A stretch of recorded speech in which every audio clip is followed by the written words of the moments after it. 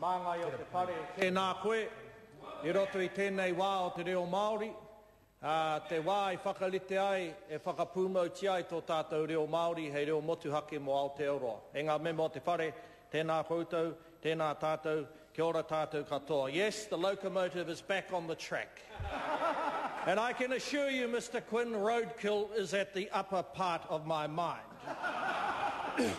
Sir, this is a time when we expected to see and hear in the middle of the 3-year cycle what is the framework or the narrative put forward by the Prime Minister for our country. And what people up and down the country, sir, are actually observing is there's an absence of boldness, an absence of courage, and, sir, a fascination with visiting grandeur on small, petty things.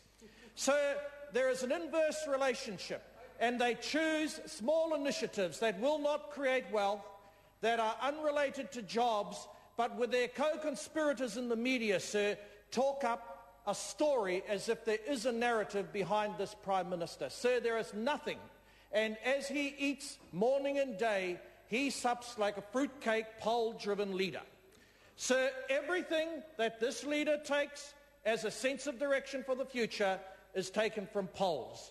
There is no underlying commitment as to what do we do to educate not only our children, but to ensure that families don't go to bed worried about Bay Corp, worried about creditors, worried about bills from the schools, but that there is a sense of passion and belonging that they can see in the face of this Prime Minister. They can't see that, sir. They can't see that. And that's because, sir, despite his sunny disposition, he spent too long out of our country. And he has not grown or lived through the organic changes that have got us where we are today. Sir, we heard today a great use of the word gap. Well, of course, the Labour Party, in our time, we sought to address many of the gaps between Pacifica, tangata whenua, and the rest of society. And we had today from Jerry Brownlee a dissertation on the gap. The gap that needs to be lessened, sir, is the one in his head.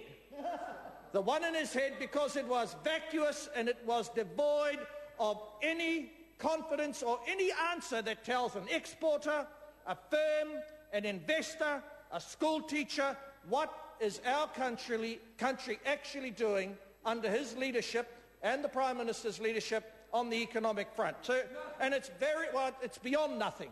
It's actually a hoax. There is this great strategy of focusing on marginal issues, admittedly aided by the media, and turning it into wallpaper so that the underlying emptiness is plastered over. So it's catching up with them. And that's why they lost their courage in relation to delivering a strong message against poor drinking habits and reducing the carnage on the road.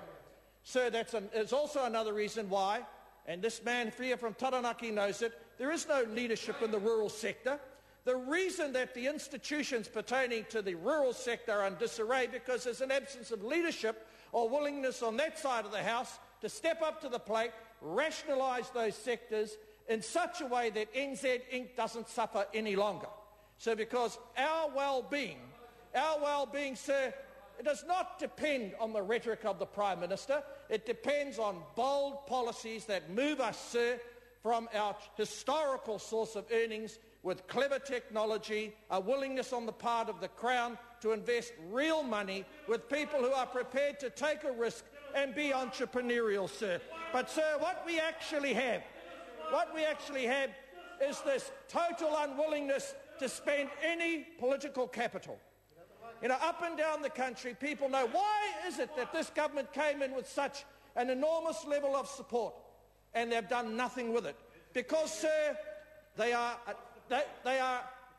determined, sir, to try and squeeze through more miserable policies a greater level, sir, of sweat out of people who cannot afford to live on their current earnings, etc. It's miserable, it's sad, and it's an indictment, sir, on the current government and the Prime Minister.